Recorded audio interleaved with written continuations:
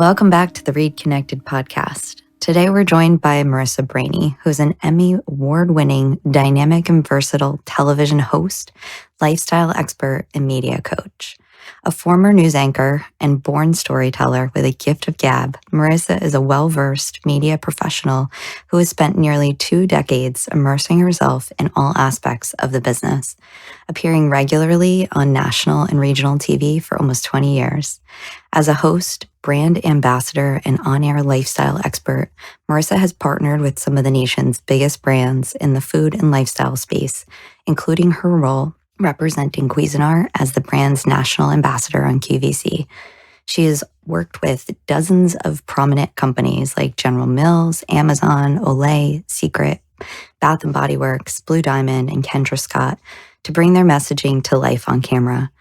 Marisa uses her breadth of knowledge to teach others as a media coach and consulting, developing her clients' strategy and helping them expand their reach and make the most of any exposure opportunity that comes their way. In addition to her television career and running her business, Marisa is a proud mom to 2 sons, Kennedy and Ashton, and daughter Lila. Having also lost her first daughter, Charlotte, to birth complications in 2014, Marisa is a passionate advocate for pregnancy and infant loss awareness initiatives that support families who've lost their babies. Additionally, Marisa and I go way back as we started our undergraduate careers together at Loyola University in Maryland, also formerly known as Loyola College. I'll never let that one go. Marisa, we're so glad we had to have you here today. I'm so happy to be with you, and I'm, so honored that you thought of me for this, to really just speak to mental health and the way that it plays into our career and our life and our journeys. And I love what you and Jerry are doing to really open minds and hearts and eyes to all of the things that go along with taking care of ourselves. So thanks for having me on the podcast. Thanks, Marisa. I think this is a story of social media gone right, because over the years, as I moved to Boston away from New Jersey, you and I have separated our paths a little bit, but I always feel so connected through the stories you share. And every time we come together, it's like no time has passed. And I really appreciate that aspect of social media, because I think it's brought, so many of us, especially from college, together and continuing to stay in touch, to know parts of each other's lives. And, the thing I love about your presence on social media through your work is that you are so real with your life, right? You're not just putting on a persona, as we've talked about here on the podcast before. You're really showing your true self. And knowing you for all these years, I know that for sure. But I hope your followers, your audience, those who you work closely with really appreciate that, because that's so unique and that's so beautiful. Thank you so much. And, I'm honored to call you an old dear friend for many years. And yes, we do go back, 20 years now, which is hard to believe and wrap my head around. But yeah, it's so true what you said. I think that, for me, I've always been a person who has craved connection and thrived on connection, with my small circle and with my big circle. It's one of those things that changes as we age. But I think that really, truly is one of the beautiful things about social media is that connection and the way that we're able to access it in such a dynamic way over time, and really do kind of get a glimpse into people's lives who ordinarily we might not be able to kind of see the journeys in an up close way if we live far apart and we have the busyness of our lives going on. So I feel the same, and I appreciate what you said about realness. It's something that I've thought about quite a lot over the course of my career, and now talk a lot about with my clients who, are looking to do media work or television work or expand their reach in some way. It's so important because it's so easy these days to kind of get caught up in the pace and the volume of information that we're exposed to. And I think there's sometimes pressure to be something maybe that we're not. And so I just I really do value that authenticity. And I know that word Yeah. gets thrown around a lot, but it really is so important, especially in this digital age. Yeah, for sure. So before we dive too deep into where we are now in our media lives, I really want us to focus on your journey, because becoming a journalist is no easy task. Ironically, I started out my educational career in college focused on broadcast journalism, and I laugh often that I ended up doing this podcast and doing talks and speeches and doing professional development around education and mental health. And I think it's so interesting that I've come back around, because even though I'm not in front of the screen or often behind the microphone, except for here on the podcast, I feel like I've brought a lot of those tools that I learned back in the day before I switched over to my degree and my path in education. I feel like I've brought a lot of that with me, and I'm always still learning, and I'm sure you have plenty of tips to give me too. But I want to talk a little bit about how that became your journey, your passion, because since I know you back at Loyola, you were so passionate about that work and really finding ways to communicate and connect people with information. And, tell us a little bit about how that became your career path. Yeah, well, I think you said it. I mean, even back in our college days, I was sort of laser focused on this Hmm. career path. Even from the time I was like 8 or 9, I remember just really being fascinated with the idea of telling stories through television, the way that journalists, particularly TV journalists, were really given this eyewitness to history in a way that was so interesting to me, such a responsibility to me, and something that I just always found so exciting and intriguing. And I felt that way my whole career, and so Mm. I sort of set out knowing I wanted to do that.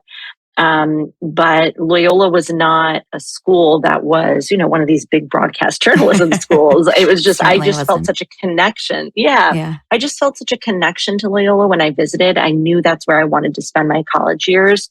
And we figured out a way, you and Yep. I and a Yep. few other select people, to kind of start this TV station on campus. I also was fortunate enough to have some great, transformative internships when I was in school. And, I kind of just did a lot myself, just figured out kind of how to make like a tape to send to stations. And that's, what you do when you're applying for jobs in this field is you have like a resume reel, some examples of you storytelling on camera. And so I did that through my internships. And I sent out, like, that summer after we graduated, I think like 40 different Hmm. tapes at least. I was at the post office every week with a stack of mail, like, VHS Wait, what are tapes. those again? Most Like, of our oh listeners might not yes. even know. Very old school, before we were able to send things on our phones. I Yeah. would, tape them and send them out to news directors around the country. And I took the first on air job I got, which is to this day something I've told every intern and every client I've had, is like, just get on air, because Yeah. you have to start somewhere, and you really only get better by doing it. And so that job was in upstate New York. It was a part-time, 3 days a week, what we call in the business one-man banding job, which means you shoot all your own video, you edit everything, you write the story, you appear on camera, like, you do it all. You're a one man or one woman package. And so I did that. I picked up and moved to a little small town that I had never heard of, where I knew no one, and started my career. And it was just all I could ever ask for in terms of a first job. I had amazing mentors. I made some of my best friends there. I did work at Starbucks the other 4 days a week to pay my rent, because it was $9 an hour for 3 days a Wow. week. And my parents were like, what? But it was just incredible. And I worked up to full time, and I was there for 2 years. I did everything there was to do at that station. I think there were 3 reporters total. So, I mean, we Hmm. really did a little bit of everything. I produced, I anchored, I worked overnights, just all kinds of crazy hours in crazy situations. And then from there, Hey, the Marissa, I'm TV sorry news to business. interrupt you. Can I ask you a quick Yeah, question? sure. Just while we're Yeah, on this absolutely. note, so this is like Hmm. this is the origins, right? This is the beginning stages when you really got into this, and working with athletes and people who are talking about their stories leading up to where they are now, where they're high performing. They talk a lot about like the emotional experience of it all is quite different when they're younger. So I wanted to just get your experience. I don't want to put words in your mouth, but what was it like emotionally, and like what was your mindset like back then versus as you kind of progressed in your career and kind of the pressure came on and so forth? Like how did it feel? What was your mindset in these early stages? Such a great question and such an interesting one. I started at that station the week of the 2004 election. So it was fall of Wow. 2004.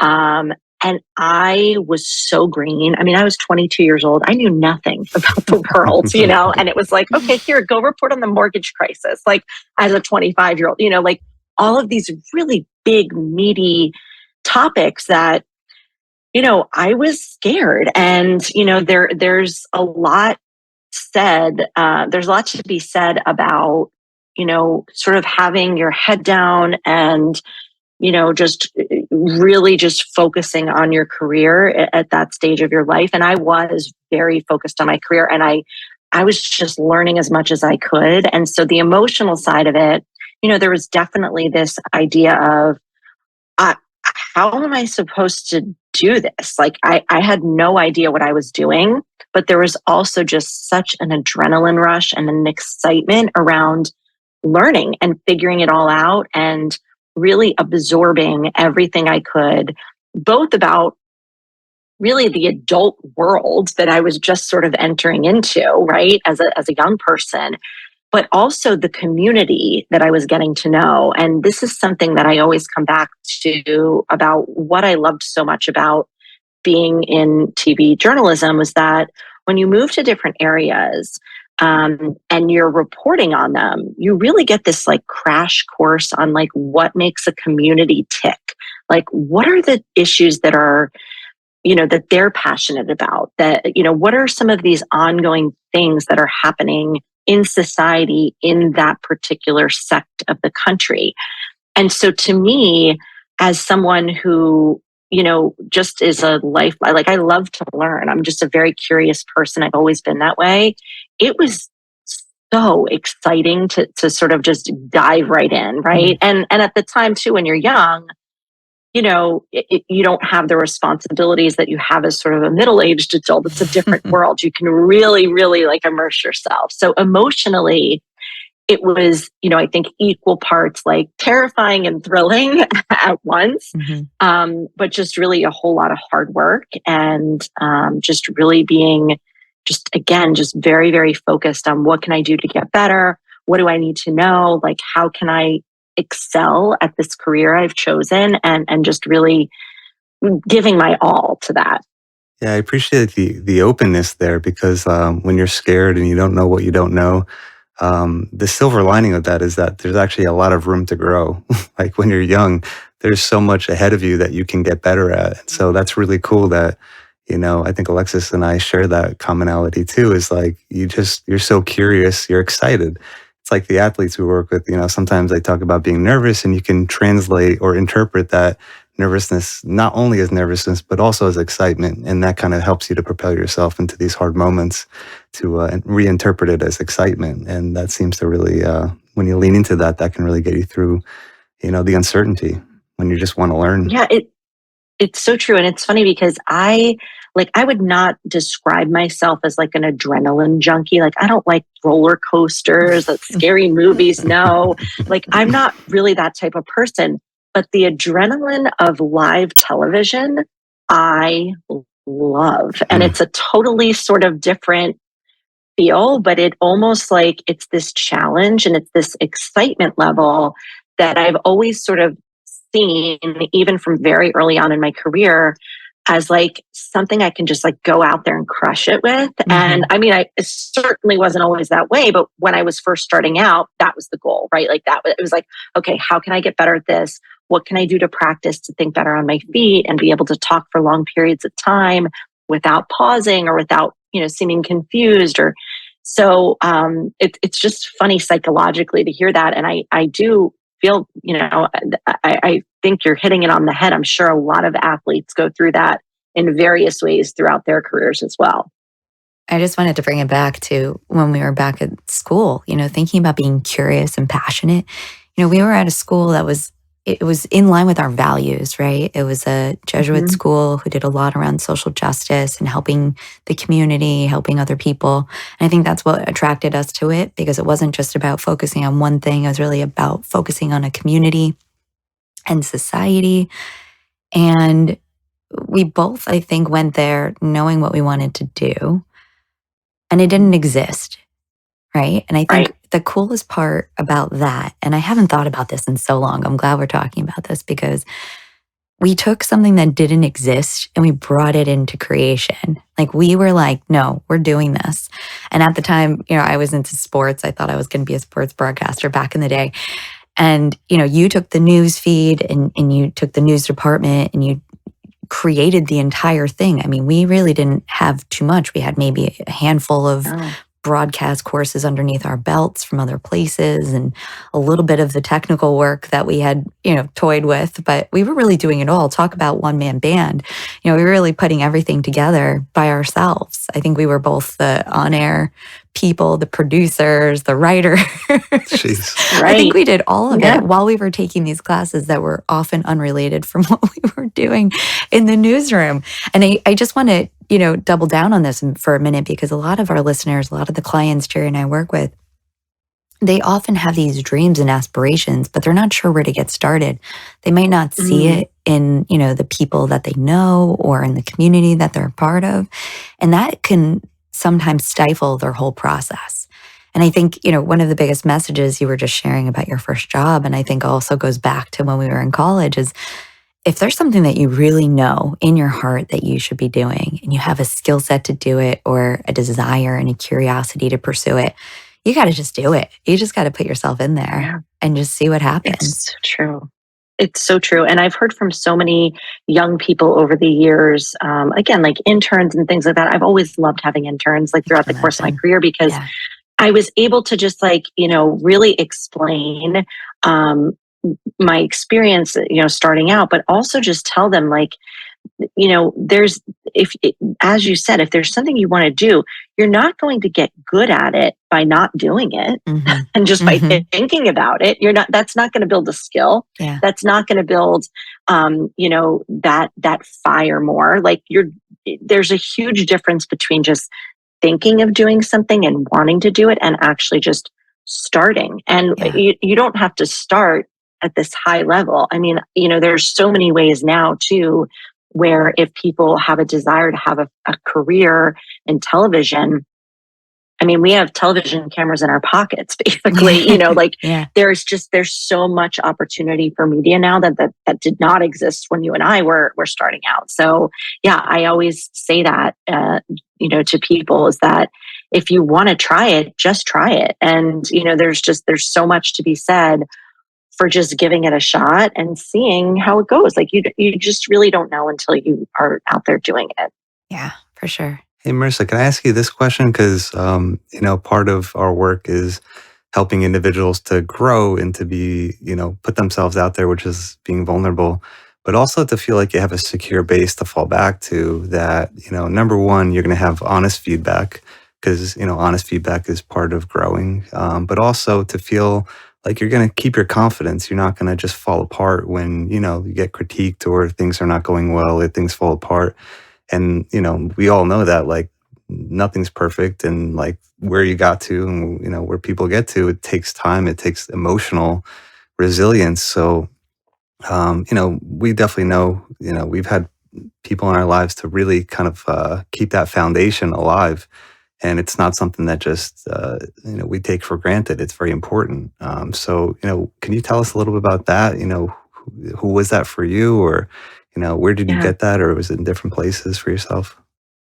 So for sure, my parents. I've always had incredibly supportive parents who, have really just been all in on my dreams, my aspirations, have followed my career journey with such passion and such love and acceptance of, moving around and choosing, a path that, certainly is not a moneymaker of any kind, especially in the initial years. And, just the way that they were just so happy for me that I was going after something that I dreamed about. I hope to be that for my kids, and I strive to be that for my kids as well, because it truly is a foundation that I think I feel so grateful for, and I know is not everyone has. So I will start by saying that. The other thing I will say about confidence and being able to maintain that resilience is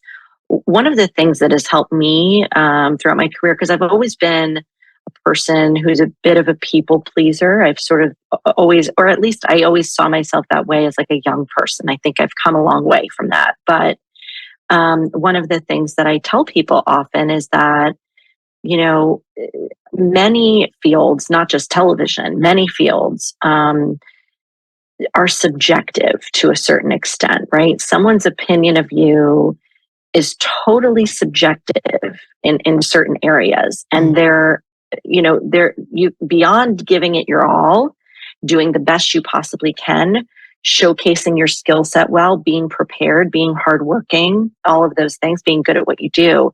Beyond those things, there are a lot of factors that are totally out of your control that that sort of impact whether or not you're going to get a job, whether or not you're going to, I always used to say like a news director or a decision maker in the television world can watch my piece or put in my my resume tape, and in the first few seconds, for whatever reason, just be like, I don't really like her. There's something about her, maybe it's the way she says a certain word. She uses her hands too much for my liking.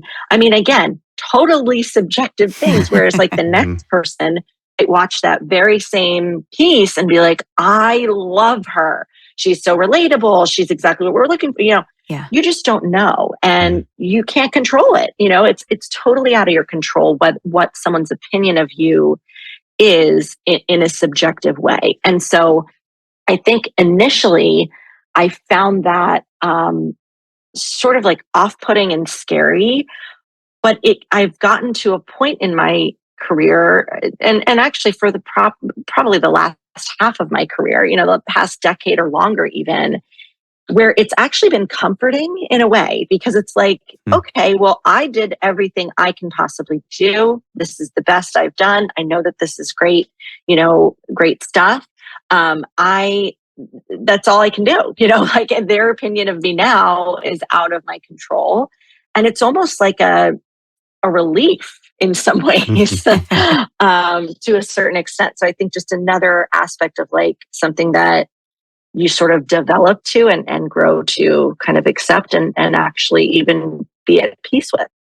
That's great. That reminds me of what Jelani said in the first episode of the season with casting and auditioning for Broadway shows and, lead parts, is that he said, as long as I'm going to show up and be myself, they want the full version of me, and it's not personal. It's really what they're looking for. And somebody else will appreciate, his full self because it'll fit whatever they're looking for. But that was a big lesson he learned as well. Thank you so much for sharing that. Yeah, absolutely. I think it's an important lesson for young people as a whole. And, it's something that, again, in the age of social media and, we're so immersed in that I think, there's this pressure sometimes to be like, well, this is what people want, or this is how I should be, or whatever field you're in. It doesn't really matter the field. It's almost sometimes now from a personal standpoint, I think young people feel that. And, I hope to instill that into my kids, is that like, you are you, and that's perfect. And if it's not perfect for this person, it's going to be perfect for someone else. But most importantly, it should be perfect for you and how you feel and how you live your life, so. Love that. Such great advice. So as we know, you didn't continue on in a part-time job on air at $9 an hour and then working at Starbucks forever. Tell us a little bit about what happened next. Yeah. So after upstate New York, I got a job in Florida. And, it is an industry where you do move around quite a bit. So you're sort of, especially in those initial years, you're kind of looking for that next opportunity and a little bit bigger television market, more eyes, more experience, you know, definitely tighter deadlines, more work, all of those things come with it. So I moved to Florida to an NBC station there that was a really competitive sort of mid-market station, and that's where I really cut my teeth in TV news. It was, just it's a competitive. It was Fort Myers, Naples, and it's a very competitive TV market even to this day for the size that it is. And I loved it. I loved again, just moving someplace I never thought I would live and kind of just diving right in and learning all about the community. And it was really nice to live in the Florida sunshine for a few years. I was lucky enough to meet my husband there. We worked together at the station. He's a producer, still is to this day in the TV world.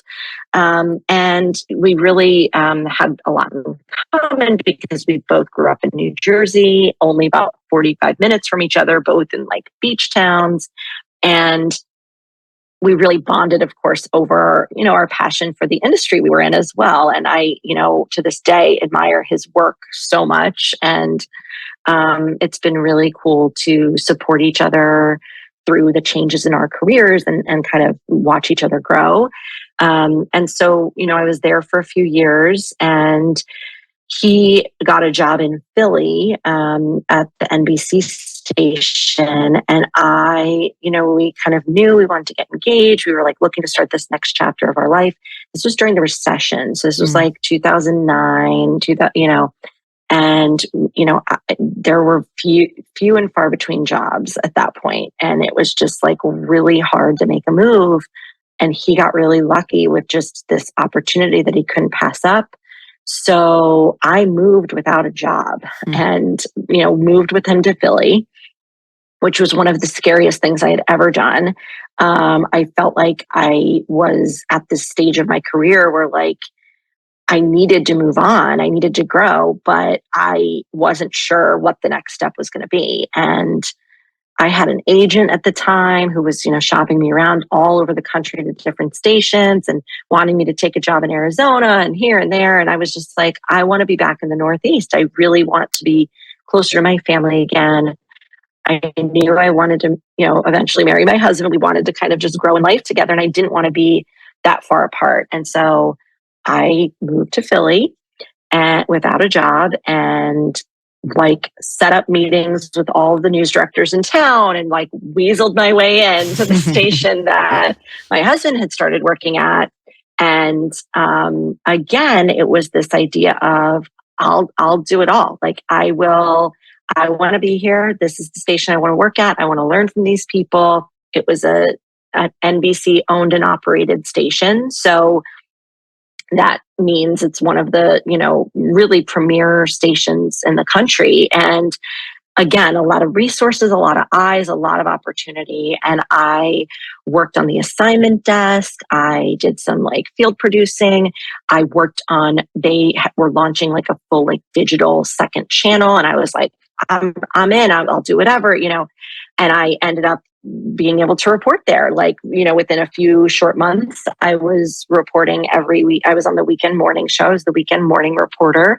And then I did the morning shows throughout the week as well. And some of the lifestyle show that we had there. So that was another sort of experience where it was equal parts terrifying and exhilarating because I was like, I know I can do this. Like, as soon as I show them what I can do, I know I'm going to get more opportunities. And I did, but it was certainly not easy. And it was certainly, lots of butterflies in the stomach going to work every day, feeling like, okay, I really have to prove myself here. This is the number 4 television market in the country. And I'm at that point, I think I was 2010, I was 28. So, still young, still a lot to learn. So that was a really amazing experience. And I was there for 3 years. And again, the amount that I was able to learn in that time, looking back, was I'm so grateful for. I reported on Hurricane Sandy when I was there, which of course was like a huge story Oh my gosh. And so for the emotional. Northeast, That's where and you grew up. particularly, really emotional. Yeah. Yes, because it was, impacted the Jersey Shore so much, which is where I'm from. So that was, really just a transformative time in my life. We ended up getting engaged and married when we lived there, Yeah. which was great. And then we moved back to New Jersey in 2013, and I had the chance to work in my home market, covering my home state. At News 12 New Jersey, which is a large cable station that covers all of New Jersey. And it was a job that I thought I would just maybe do one contract and stay for 2 years. And I ended up being there for 6.5 years and becoming one of the main anchors on the station and covering all sorts of just really, amazing stories in the state that I grew up in and care so much about. So it was really cool to be able to report on things and have, my aunt call me, or like my college roommates, and, all of that, and kind of be excited for me and watching along. So I really loved that. And then, it came time, which I'm sure we're going to talk about a little more fully, to make a pretty major career transition. And, it was a hard one. It was a hard decision. I spent over 16 years in news. But as you can tell from what I've said so far, it's a pretty demanding job, and it's a pretty consuming industry. And I really wanted a different kind of life for my family, big picture wise, and to be a more present mom. And so I made the decision to leave news 4 years ago, start my own business, and sort of venture into the lifestyle side of television, which I was always interested in and had experience doing all that time. Because listen, you report in Philly, you can't get away with not covering Philly food and Philly sports and all things that sort of make the city tick, which is a lot of sort of cultural stuff, which I adored and kind of knew would be sort of my future focus down the line. And that's sort of what's led me to this stage of my career. So I actually want to go back for a minute, because I've had this conversation recently with both friends and clients, thinking about the idea and the intersections between faith, fate, and agency. And you told the story of going from working down in Florida, following what you knew in your heart was the right thing to do, is moving with Tony as he was starting a new job in Philadelphia. And, you kind of put all those pieces together at the same time, right? You didn't just like jump and see what happens. You really kind of, you had faith that this was the right thing to do. You probably relied a little bit on fate. Like, if this is meant to be, I'm going to end up with the right job in the right place, even though there was other people pulling you in different directions. But you really took a lot of wonderful agency to say, like, listen, I know I have the skills. Let me show you what I've got, and let's see if we can make this work. And I wonder if you can talk a little bit about that experience, because it seems like, from what I know at least, this is this same kind of, time point where you had a choice to make, where there was this little bit of a juncture that you can go in different directions, that you really kind of took those three things and put them together at different stages of your life. So I wonder if you can talk a little bit about that, because I think that's such a scary place to be. Jerry and I work a lot with young adults, either going into college, coming out of college, trying to switch their career paths if they're not sure what to do. And they always are talking about, I think this is what I'm supposed to do. I think I have the skills to do it, but there's so much uncertainty. And, I wonder if you can talk a little bit more about that, please. I love this question, and I don't think I've ever heard it quite put that way. And I really appreciate the way you've brought those sort of three thoughts and kind of feelings and actions. Really, they're kind of, each of them are a little bit of all of that, together. It's so true. I think about these pivotal times in my life all the time, because, had I not moved to Florida, I never would have met my husband. And listen, when I was considering even that move, Florida was like not on my radar at all. I was applying for jobs everywhere but Florida. And I had this this guy who was a friend of a friend who was in the business, who was a mentor. And, I was kind of describing to him what I wanted to do and, where I wanted to be. And he watched my tape and would critique it. And he had worked at this station that I ended up at in Florida. And he said to me, he's like, you need to be at this station. He said, the news director there was really tough, but really good and made really good. Like some amazing people have come out of that station and gone on to do incredible things, including this particular man I'm speaking about who was at CBS at the network at the time. I was talking to him for a long time. And I was like, I don't know, like, I'm not really interested in moving to Florida. It's so far, it's away from my family, all these things. But I said, well, let me just see what happens. I'll just send the tape. There's no harm in sending it and we'll just see. And, the news director wrote me back. We want to fly you down for an interview. And I'm like, oh, they want to fly me down. Like, this is so fancy. Because that did not happen for my first job. I was like, yes, please take me, please, And so they flew me down and, they had me stay in a hotel. They gave me a company car to like drive around. I still got paid peanuts. They pay you in Florida sunshine. But the feeling when I went down there was what ended up having me, uproot my life and move. It was just, I walked into the building and I knew that was a place I could grow tremendously. I met a few people there that I instantly kind of like clicked with. And again, super scary, like moving to a place I knew no one. I had this, she's now one of my best friends in my life, but ironically enough, she was my very first intern in upstate New York when I was working there. I was 22 and she was like 4 months younger than me, but hadn't yet graduated college. So she was my intern and I had no idea what I was doing. I'm like, I don't know what I'm supposed to teach you because I just started, but like, come along and help me. And we got to be friendly. And then sure enough, a few years later, she and I were moving to Florida at the same time because she had started at another station. And so the news director was like, oh, there's another, if you take the job, there's another girl. Her name's Stephanie. She's moving too. And she's also from like the Northeast. She's from the Philly area. And I was like, oh my gosh, I know her. So there were sort of like all of these signs and feelings and things that I couldn't ignore that were like, take this chance, But again, you still have to make the decision. And same thing with Philly. It was just a mix of, this feels right. This feels like I can do it. But like, I still had to do a lot to make it happen. And I think that oftentimes that's where people get a little frozen in fear is the agency part of it, right? Like the emotions come more into play. And then the agency part of it becomes a lot harder when you have all of these feelings and fears sort of swirling around. And I guess advice-wise, something that, again, I've always come back to is you can always come back.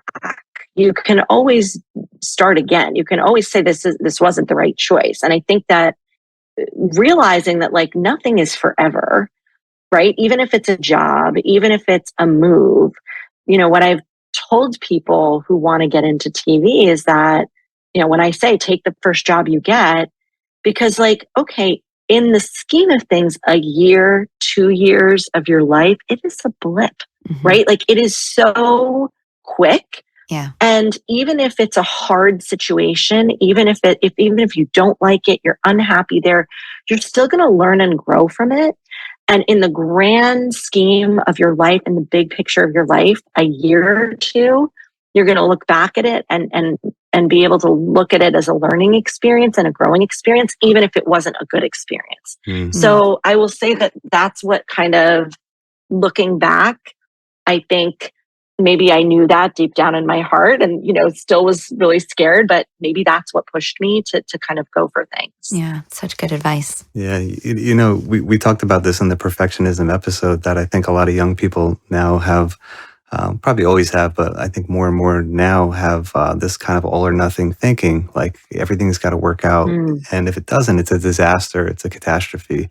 And, you definitely come across, I think, as a perfectionist, but like in a way that's healthy. I think like, I want to learn, I want to grow, I want to get better. I'm going to do the things and be open to that. I think that's what sustains people, to do that. And, the other thing I want to say too is for parents, coaches, teachers, mentors out there, what you're saying, Marissa, is important for us as adults to keep in mind of our own journey so that when we talk to young people, we could empathize with them and to remember, like what that was like so that we can communicate in a way that really helps them work through those emotions. I think it's easy, like let's say you're the best basketball player ever to live and you try to go coach a bunch of younger, basketball players. And let's say you can't really remember what it's like to be at that level. You're going to coach them in a way that's not going to be very helpful. You're not going to tap into, what it's like when you were that age, when you were in that developmental stage. So I love what you're saying. Yeah, I try to think about that with my kids too, and remember that like little what are seemingly like little things to them are really big things, and the same can be said for young adults. For so again, that idea of 1 year or like one day, even with my my 7-year-old, like it's not the end. Like you're gonna have another day tomorrow, but like to be able to put it in a way that is on his level, right? Because every day feels super important. Every game, every, test, So I think you're spot on in that, we have to kind of take our adult selves out of the equation sometimes, and just remember that. Yeah, I think as we get older, we have the advantage of having more life to live. We can see the big picture because there is a big picture. Yeah. And when you're younger, you only have so many years behind you, so everything seems very small. And exactly. Yeah, we have more data points as we get older. Marissa, I know we're going to get into some deeper stuff, but before we do, because I want to make sure I ask this for the athletes I work with who might be listening. This is just some more practical advice because, now they have what's called the NIL, where college athletes can basically get endorsements and they can put themselves out there in social media and be, basically make money from having endorsements, which is, helpful for athletes who need that and who are not getting, the compensation they feel like they would want. So, I do think in life there's pros and cons to most things, and it's hard with cognitive dissonance, it's hard to like think of both the pros and cons at the same time. So I'm always trying to do that as a therapist, psychologist, like what are both sides of it, to just acknowledge it. So, what advice would you give to college athletes getting into that in terms of, I'm focused on more the mental health stuff and, just how, once you get engaged in this stuff, how it affects you mentally, psychologically, emotionally. What kind of advice would you give to, college athletes who are probably new to doing something like that? It's probably they may have nobody guiding them. They may just be jumping into it or doing it, or maybe other people are coming to them, trying to, be, marketed with them and so forth. You don't have to get too into much detail now. This is part of your practice, but what kind of advice would you give? Yeah, this is such a great question too. And again, I think that young people, these days, there's a lot of pressure that comes with things like this, particularly with social media, because the comments and the reactions, and it's hard as a young person in general to not take criticism to heart, right? It's just how it is. As you said, the more, the older we get, we have more life experience. We have a sort of a bigger lens to look at things through. But when you're, 18 years old, I mean, I can't imagine, being in that world and having just, such a large influx of input into like day-to-day things in your life, that you're sharing on social media, especially as someone who has so many eyes on them as a college athlete or young athlete. So I would say, first, in terms of like who, like brands to align with and things like that, I would just say like, again, back to what Alexis said is like this idea of faith, and agency, I think applies to so much when figuring out different ways to kind of advance yourself. And so like if an endorsement were to come to them that just didn't feel right for some reason, didn't feel authentic to them, was a little bit of a stretch, would I really like use this company if they weren't coming to me? Like, I think that is like really, really important to take into consideration, because I think that it's very evident these days when someone is endorsing something in a public forum that that they themselves would not use, right? That's where we get into this feeling of inauthenticity and phony and sort of just icky feeling, right? That I think all of us as consumers of social media have had at some point.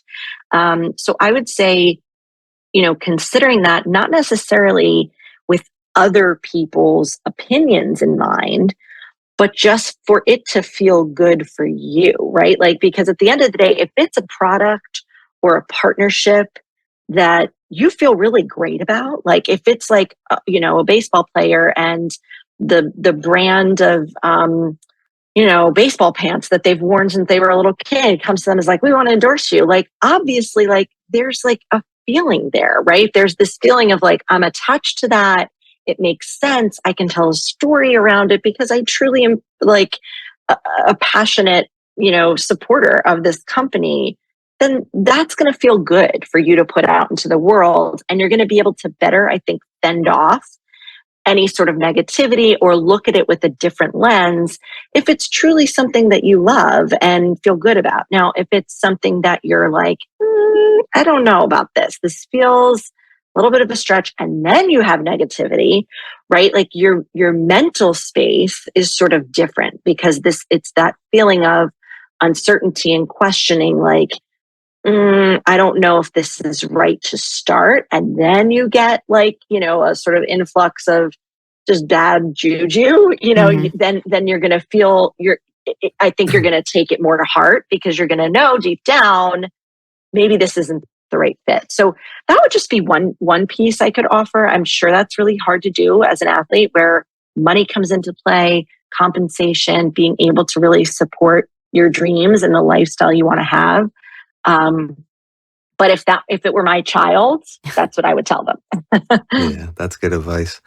Definitely. And something else that comes up relative to what you're saying with being genuine to yourself is, definitely college athletes. And, if they get a lot of publicity, you can really get consumed by it, where you're posting things for the likes versus, you getting self-esteem from yourself or from the people who are in your inner circle. And it's like a rabbit hole that I have found people can get into. And when they get pulled out of it and they pull themselves out of it, it's really a special experience where, you can do both. You can have that and also maintain integrity and kind of who you are and how you see yourself and how important that is. And, as social media blew up, this thought came to my head is like, being a celebrity seems really hard. As much as everybody wants to be a celebrity and looks up to celebrities, is like, oh, I wish I can be that. I imagine it's very hard to be famous. And I'm thinking to myself, wow, like everyone's like famous now in their own way because they're public in social media. Even people who are not elite athletes, even just just a regular high school student who's just putting content out for whatever it is. That I just had this feeling of like, whoa, wait a minute, isn't it really hard to be famous? And now everyone's quote unquote famous in their own way. That seems like that's a lot of pressure and like hard for like this society as a whole to grapple with. I totally agree. I think about this a lot. And I think, back to what Alexis said in the beginning, like there's certainly a lot of different sides to social media, both positive and negative. And it's something that I've struggled with throughout my career, because it is a necessary part of business in so many ways now, whether you want it to be or not.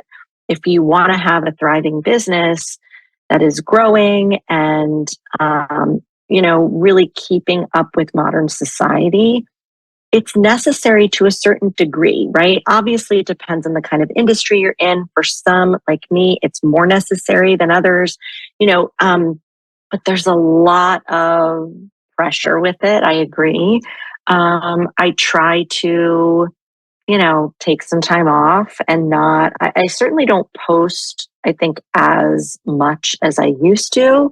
And, again, it's like, I think a lot about like what's to come with it, like where will it go? And even for me, like where I want to go with my own social media, presence and things I want to do maybe differently in the future, particularly as my kids grow. And, just there's a lot, and it's a lot to think about and grapple with, as you said. And I think it's going to be a continual evolution in terms of like the likes and things like that. Again, I think it's easier for an adult, like, in middle age to think about more rationally than it would be for like an 18-year-old kid, So it's just a tricky, it's a tricky landscape that's only, I think, getting trickier, if that makes sense.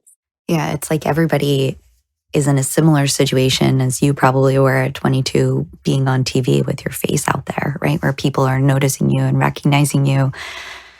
I think this happens more and more, especially for young people who are putting themselves out there. And I wanted to bring up too that, while you were going through your journey of, living your dream of being a journalist and in the broadcast industry and being out there, we talked a lot about your professional path, but you also had a very personal path that you were going through at the same time. And another reason I wanted to have you on the podcast is because you are such a strong, incredible person. And I know that that's both a compliment and can be difficult to hear and to share, because we don't always feel strong going through really hard moments in our lives.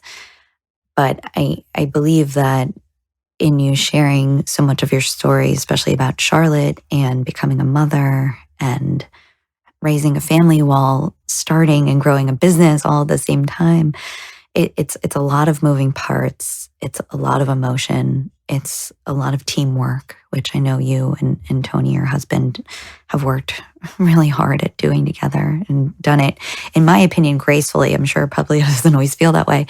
But, there's so much that goes on behind the scenes that people often miss. And again, I appreciate you sharing parts of that, because there are so many people out there that are listening, or just people in general, who are experiencing this every day. And the people I'm closest to right now are, the educators and the mental health providers who have been going through it for years and trying to balance giving themselves to others while still taking care of themselves. And I wonder if you can share a little bit about your story, because it's such a big part of your journey, who you are personally and professionally, I believe, too. Yeah, thank you. Thank you. And yes, I think that living through like a personal tragedy publicly is a really sort of unique experience. And when I say publicly, I was at the time that we lost our first daughter, I was back in New Jersey. So I was an anchor, as I mentioned, at News 12, again, covering my home state. So lots of people watching that I knew, and, over the course of my life, from various points in my life. And then, of course, just, viewers who had come to know me through my job. And so I had been at the station for about like a year and a half. We were pregnant with our first child, had a very normal sort of textbook pregnancy, really a great first pregnancy. And when our daughter was born, she wasn't breathing, and there were birth complications where she had aspirated meconium in the womb. Mm-hmm. And, the birth itself was very traumatic. Like the whole labor was normal. Like there were no signs of distress or anything. So then when she was born and wasn't breathing, it was like immediate panic, and doctors whisked her away immediately and started working on her, worked on her for about an hour and a half, and ultimately were not able to save her. And the trauma of that experience in and of itself, and then of course the grief that followed losing her, was obviously the hardest thing I've ever experienced in my life. And in many ways has transformed my life and really, totally changed me as a person. But, having to, I worked up until my due date. I anchored a newscast the day before my due date with a very, 9 months pregnant belly, and, had my farewell on air. And then, obviously, I came to back to work without a baby. Like it wasn't something that I could like hide or pretend didn't happen. And so, this station had to put out a statement that I had to craft when I was in the hospital, and just all of these, all of these elements to it, to this very, awful personal tragedy of losing our daughter that, I had to sort of contend with being a public figure. And I will say that I honestly remember like being in the hospital and being like, I just like want to never talk. Like, I just never want to talk about this again. I want to pretend like it didn't happen. I didn't want anyone to know. I didn't want anyone to know the details of what happened. Like, those were the things going through my mind. But like, that wasn't even possible. Like, that's like the kind of state I was in where it was just like, I just want this to be over. Like, I just, and I mean, in the days that followed, like, obviously, you realize like, you have to deal with things. You have to make arrangements. And I'm also recovering from birth, so it's just this, I mean, it was, just to think back on it now, I'm like, people often will say like, how did you get through that? And I'm like, I don't know. Yeah. I honestly, so much of it was just like, literally 1 second, 1 hour, and then one day at a time, because it was just hard to even, it's hard to even think back now, like how I did that. Like you're sort of just like in this daze. But I will say that what initially was something that I was like, I want to hide.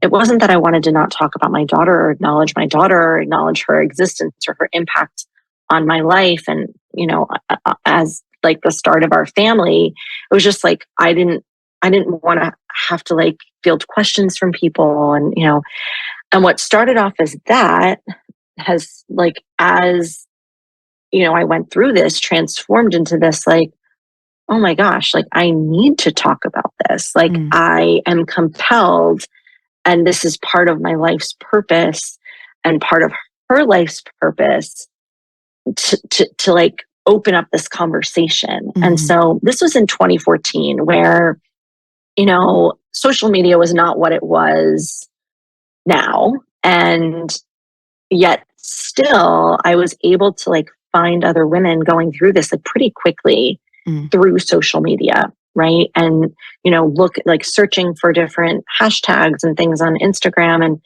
just like friends of friends, from all around the world, like connecting and saying, oh, I had this experience too. And then viewers, like, when the station put this out, I had hundreds and hundreds of messages from, people who were just, so like graciously like sharing their condolences and their sympathy and empathy for what we were experiencing. But so many women who had experienced something similar, some type of pregnancy loss, traumatic birth loss, infant loss, all sorts of different scenarios, who were like, thank you for sharing what you have been through. Like, when I went through this 20 years ago, like my doctor told me never to talk about it again. Like just unbelievable things where you just almost get like immersed in this world of like, why is no one talking about it? Why is no one sharing about it? Like it's something that so many women go through, so many families go through, not even women, because men go through these losses also. And that's even less talked about, right? Yeah. The grief of a father. So it really just was this situation of, at first, like, this is not something, I had no choice other than to, sort of be open with it. And while I felt like really sort of angry about that at first, it's become something that I'm really grateful for, because it has helped me in my healing. It has helped me again, like feel connected to Charlotte, and, has given her life sort of like purpose in a larger sense to me, which I think is such a gift and something that I, really have grown to feel is very special. Yeah, there's few sunsets I see that I don't think of you and Charlotte. And I remember seeing you a few months after all that happened, and I'm crying hearing you tell the story again. And I just wanted to ask you, because for me, even knowing what I know and being trained as I have, it's hard for me to know exactly how to show up for people going through something like this. And I wonder, I'm sure others feel similarly, where you want to do everything. I'm a problem solver, and I'm a, somebody who wants to swoop in and help people all the time. And sometimes that's not what's needed. And I'm curious if you can share a little bit about, for you, what was most helpful as you went through that. I think this is so important to talk about. So thank you for asking this. And I will say, like, we had some really incredible mental health support that really like saved us during that time. I mean, we had an incredible therapist who specialized in loss and transition. She was a perinatal counselor in a hospital for many years. She had gone through losses herself. But just coming back to that lens, right? Like that, other perspective. I even saw it so much in play at that time in my life because she was in her 60s.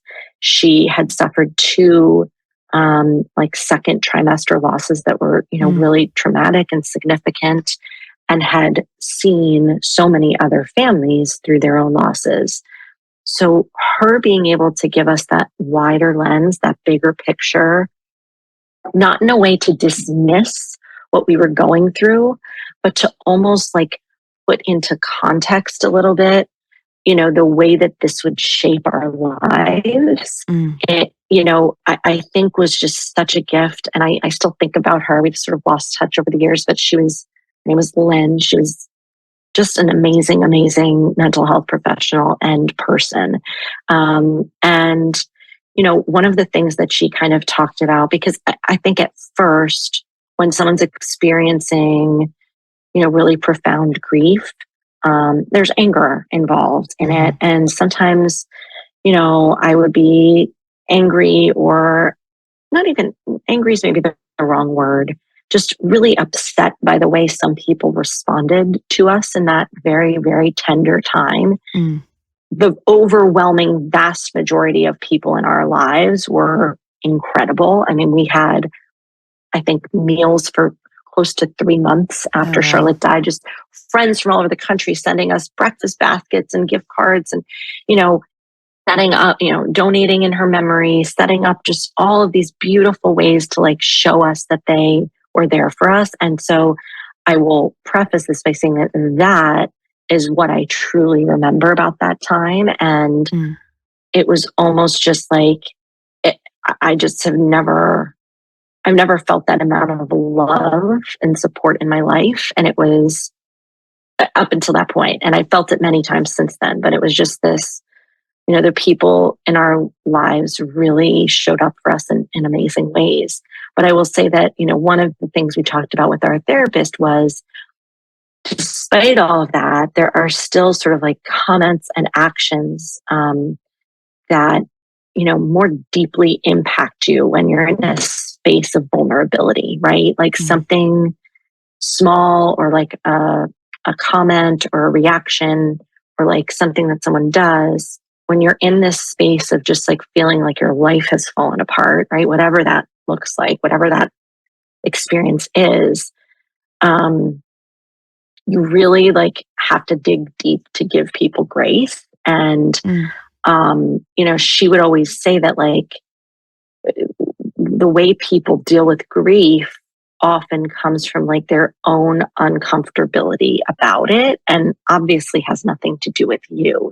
Like people want to be supportive, they want to say the right thing, they want to fix, they want to, but a lot of times people just don't know how to do that. And you're right in the sense that like, as a person going through it, it is really hard to like keep that in mind. But I really tried to just focus on the things that made me feel good in the little moments day to day, and also not only give grace to other people, but give grace to myself and sort of take the pressure off. So like if there was a situation or a person or an event that I felt like this is not going to make me feel good. Like, baby showers. There were people at work who I worked with who were pregnant around the same time as me. And I just I just separated myself a little bit from certain scenarios in my life that I knew were going to be triggering or hard. And if there was someone, for example, who I knew, had said like something that like hurt, or, just made me like think about it all day afterward, like, why did they say that? That made me feel bad or whatever. You just have to sort of remove yourself, and not in a mean way or a way that makes the other person feel bad or even notice, but just sort of protect your own heart a little extra. Yeah. I mean, I guess that, that's the way I dealt with it. That year, we didn't really celebrate Christmas. Like I was due in September. And so we had thought so much about like our first Christmas. Like I had like a little Christmas outfit, like, all this stuff. We didn't put up a tree that year. We didn't really like do like Christmas with our extended families much. We were with my parents and Tony's parents, but like we didn't like do like gift exchange it. Like we just couldn't. We really couldn't. And that was like maybe a decision not everybody understood or agreed with, but like it's what we had to do, So I guess that I think that might be the advice, is that, both for people going through it and also, someone helping someone through it, is just like, be okay with the decisions that they make. Yeah. And, give them permission to make the decisions that feel right for protecting their heart at the time, even if it may not feel right to you. Yeah. I think a very underutilized skill in these moments is to just ask a question. Right. Absolutely. And just sit with it. Like that was something too. I think going through this was the first time I heard the term hold space. And I think that, now we hear it a little more often, but I think that's such a valuable skill that I never had before, like going through this myself. I always was like, I wanted to relate to the person. And I think that that's just my nature, as being like a talkative, curious person, is sort of like jumping right in with a suggestion, or have you tried this? And like, that is often not what people need. And I think it took me going through this to know that like, sometimes people just need you to be there and hold space for what they're feeling. Yeah, it's so important. And across a lot of situations. And I'm glad you shared that. Thank you. Marisa, first of all, thank you for sharing that. It's just so emotional to hear something like this. It's actually the second time I've heard something like this in the past month, which is really ironic. Actually, the third time. Is there anything that you feel like you did that was sort of a ritual or something you did for yourself throughout the time, and maybe that changed over time throughout your process? But was there anything that, you kind of went to that sustained you or just gave some healing or catharsis through this time of your life? Yeah, a lot of things. I think that, being sort of okay with,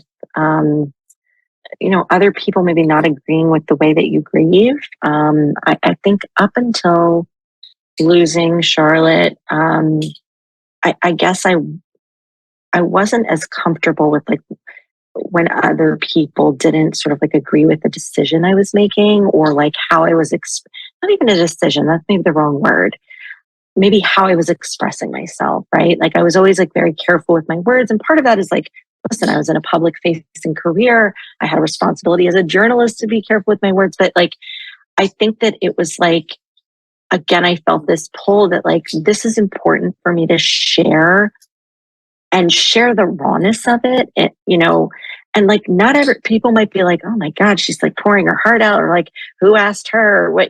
But I sort of just like let that go in a way that I had never before done in my life. And I think that that sort of carried on throughout my life, because I've spoken, about being pregnant after loss, parenting after loss, challenges of motherhood, all of these other pieces, in a way that had I not lost my daughter, had I not lived through this very, traumatic thing, I don't know that I would be that person, and so I don't know if it's a ritual, but maybe just, again, a way that I gave myself permission to just be and like let go of opinions and other people's input, a little bit more. Mm-hmm.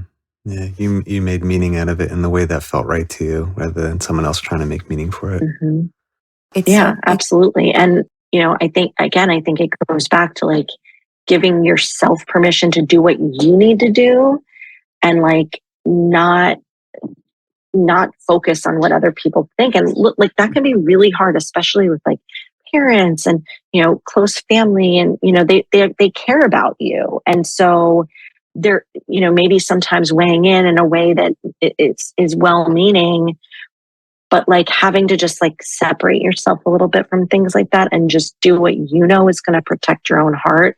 I would say that is something that I really learned to do for the first time in my life through living through this. And, being okay with saying no, like if you just can't take something on or you don't have the bandwidth or the emotional capacity to put yourself in a situation, like you don't have to, and I think that this was the first time in my life where I realized that and was able to say like, putting my own emotional well-being first is not like a selfish thing. It doesn't mean you don't care about other people in your life. It means that you have enough of a sense of self and enough, value in your own well-being as a person to really recognize that that's important to do. And it's really necessary to do to live your life and to be able to withstand, the things that life throws at you.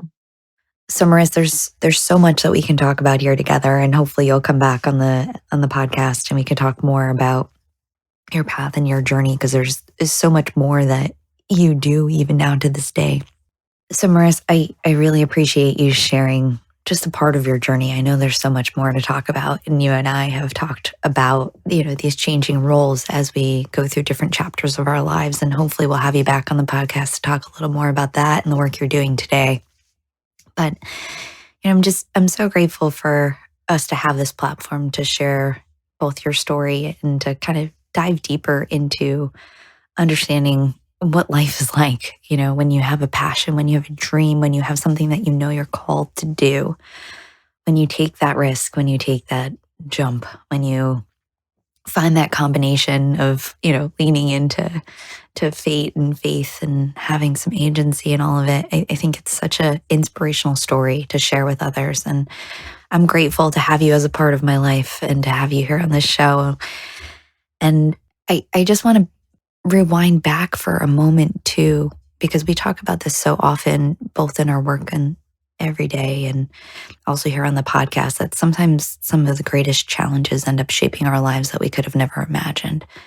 And being able to balance some of these great challenges and tragedies that you've experienced in such a public way, and being able to turn it into what's known in the field as post-traumatic growth, really finding your passion and your purpose and figuring out how it fits into the grand scheme of the world, and really honoring Charlotte's life and her own purpose in this world is such a beautiful thing. And it shines through in all you do. It shines through in the way you are raising your children today and the way you help to support not only other mothers, but other families and other professionals in the broadcasting world and in the media world. And you just continue to give back, despite some of these things that could have really knocked you down. And it's so inspirational. And I'm so grateful to have you in my life and in my world. And we're grateful to have had you here today. So thank you, Marisa.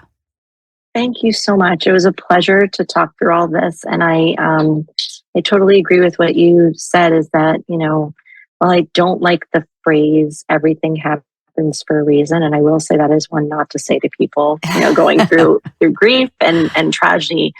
But I will say that, while I'll never find a reason, right? Like why my daughter died or why we lost her. But I have been able to find a purpose in my life, after that and how that sort of shaped me, that experience and her existence has sort of shaped me as a mother, as a person.